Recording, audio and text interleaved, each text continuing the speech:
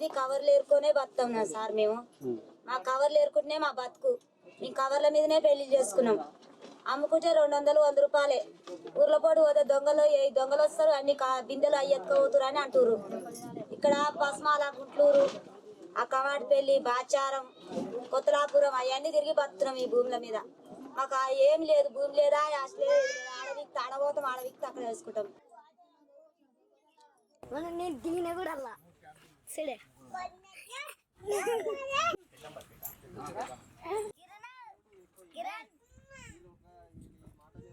పెళ్ళైనా కూడా ఇదే పని చేసుకుంటా. ఆ కవర్ లేకుండా భర్త ఇది ఇటుకుంది ఉండం మేము.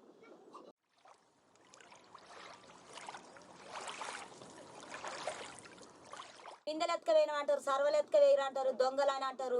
ఎక్కడికి వెళ్ళి వస్తారు లంజల్లారు, మీరు పని చేసుకుంటామా అని తిడుతూనే ఉంటారు సార్ గారు. నడుచుకుంటున్నా పోతే నడుచుకుంటూనే వస్తాం, బస్సులోకి ఏం రాము.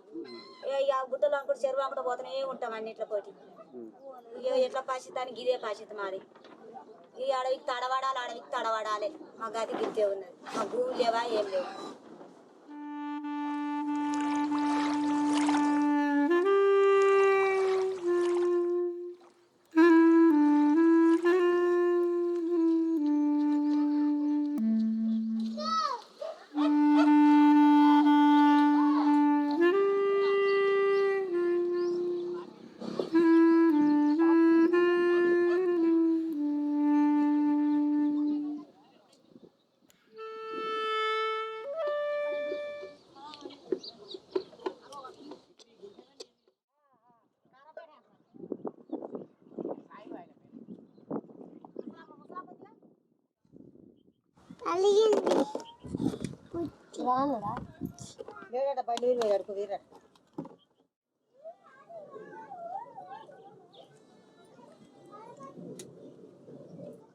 గవర్నమెంట్ పట్టించుకోవాలి, ఇంత మాకు ఏదో ఆధారం చూపించాలి, ఇంత ఇల్లు కట్టియాలి, ఇంత అలా జాబ్ చూపించాలి, ఇంత బతానికి ఆధారం చూపించాలి.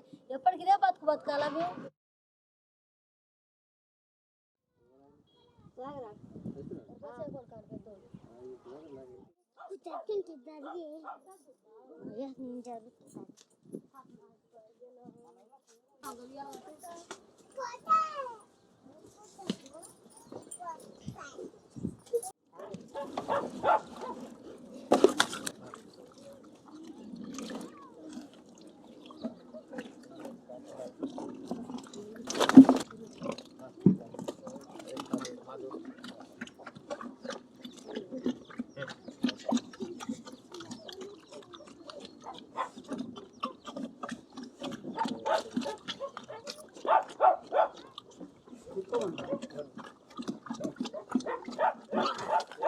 అమ్మ మీకు ఇల్లు ఉందా అమ్మా? మాకు ఇల్లు లేదు సార్. ఇదేనా మీ ఇల్లు? ఇదే ఇల్లు సార్.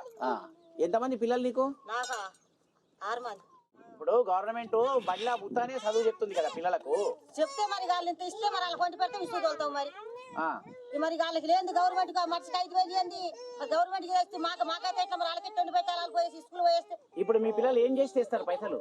డబ్బాలు ఎరుకొస్తారు, రోడ్డు పండు పోతాం, డబ్బాలు సీసాలు ప్యాయి ఇరుసాలు ప్యాయి పూగులు ఎరుకొచ్చి ఇస్తే అమ్మగారికి ఇస్తే అమ్మగారు తెచ్చి వండి పెడతారు. వాళ్ళ గద్దెసి పత్రం. అంటే ఇప్పుడు పిల్లల్ని బడికేయాలంటే గవర్నమెంట్ ఏమి ఇవ్వాలి మీకు? మనిషికి 5,000 ఇవ్వాలి. ఇస్తే వాళ్ళకు గవర్నమెంట్ చదువు. మీ పిల్లల పేరు మీద నెలకు 5,000 గవర్నమెంట్ ఇస్తే మీరు పిల్లల్ని బడికి పంపిస్తారు? బడికి పంపిస్తాం.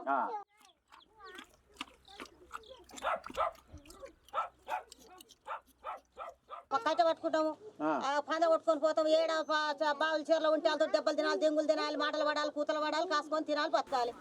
ఇప్పుడు కొన్నిసార్లు పందులకు రోగాలు వస్తున్నాయి అని చెప్పి పందులన్నింటినీ చంపేస్తారు కదా. చంపేస్తారు సార్. మళ్ళీ అప్పుడు మీకు నష్టమే కదా? నష్టమే సార్. మరి మళ్ళీ అట్లా చంపినప్పుడు మీరు సర్పంచ్లను ఎంఆర్ఓలను అడగొచ్చు కదా, పందులను చంపినందుకు ఏమైనా పైసలు ఇస్తారా మీకు? ఎవరు సార్ వాళ్ళ కాడికి పోతే ఏమంటారు, మీరు పందులు తీసుకోవాలి, పందులు తాగొద్దు, మీరు పందులు వర్షాలకు వస్తున్నాయి, పాయిమాలు చేస్తున్నాయి, మీరు ఉంచొద్దు, బంద్ చేసుకోవాలి. అవునయ్యా, మరి పందులను చంపేస్తే మా వృత్తి ఏంది? మరి మా వృత్తి మేము ఎట్లా బతకాలని మీరు అడగరా? కాలున్నాయి, రెక్కలున్నాయి, కూలి వరి నాటేస్తలేరా, కుప్పరు కూలి లేదా, వ్యవసాయం లేదా, నాట్లో వరి మాకు రాదు కదా సార్. మాకు వెనక సంది మేము రాలేదు. వెనక చిన్నప్పుడు సంది ఇప్పుడు ఎక్కడ ఎట్లా కూర్చున్నాం అదే మేము బతుకొని బతున్నాం సార్. మరి ఇవి రాసుకొని మేము బతాం సార్.